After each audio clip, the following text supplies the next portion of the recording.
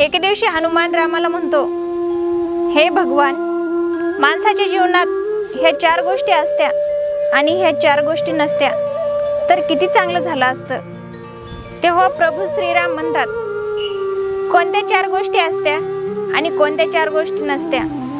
तेव्हा हनुमान म्हणतो, जीवन असतं पण मृत्यू नाही, स्वर्ग असता पण नरक नाही, प्रत्येक माणूस स्वस्थ राहिला असता बिमार नाही, प्रत्येक माणूस श्रीमंत राहिला असता पण गरीब नाही.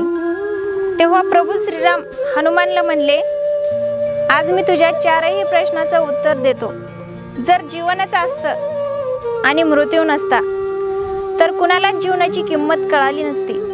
सगळ्या माणसांनी स्वतःलाच देव मानला असतं आणि मग देवाची पूजा कोणी केली असती.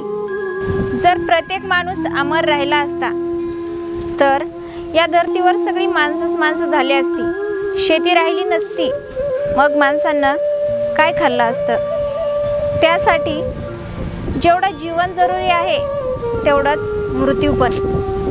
आणि आता हे तुझ्या दुसऱ्या प्रश्नाचे उत्तर. दुसरा प्रश्न असा आहे, फक्त स्वर्ग असता आणि नरक नसतं. जर नरक नसता तर प्रत्येक माणूस हैवान बनला असता, सगळे माणसं राक्षस झाले असते, कुणालाच आपल्या वाईट केलेल्या कामावर दुःख झालं नसतं आणि माणसाची माणुसकी राहिली नसती. आणि सर्वात महत्त्वाचं म्हणजे देव काय आणि माणूस काय हे कुणालाच कळालं नसतं.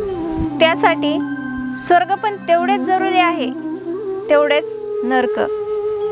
आणि हे तुझा तिसरा प्रश्न, प्रत्येक माणूस स्वस्थ राहिला असता पण बिमार नाही, प्रत्येक माणूस सुखी असता तर त्याला दुःख काय हे कळालं नसतं. जर एकही माणूस बिमार पडला नसता तर दुःखामध्ये देवाला कुणी आठवण केलं नसतं. प्रत्येक माणूस अहंकारी आणि घमंडी राहिला असता, कुणी कुणाची मदत केली नसती.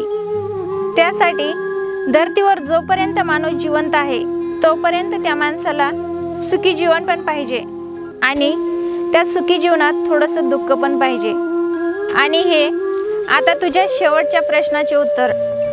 प्रश्न असा आहे की प्रत्येक माणूस श्रीमंतच असता, गरीब नसता. जर प्रत्येक माणूस श्रीमंत राहिला असता तर गरिबीची किंमत कुणालाच कळाली नसते. बाजारात प्रत्येक वस्तूची किंमत सारखीच राहिली असती. कुणीच उन्हातान्हात शेतीमध्ये काम केलं नसतं, कुणालाच असं वाटलं नसतं की मी श्रीमंत आहे. प्रत्येक माणूस स्वार्थी झाला असता आणि आळशी झाला असता. मग हे जग कसं चाललं असतं. त्यासाठी माणसाला गरिबी पण जरुरी आहे आणि श्रीमंती सुद्धा. रामाने असं सांगितलेलं ऐकून हनुमान म्हणतो, हे प्रभू, बरोबर आहे, धन्य आहे तुम्ही आणि धन्य तुमचे विचार.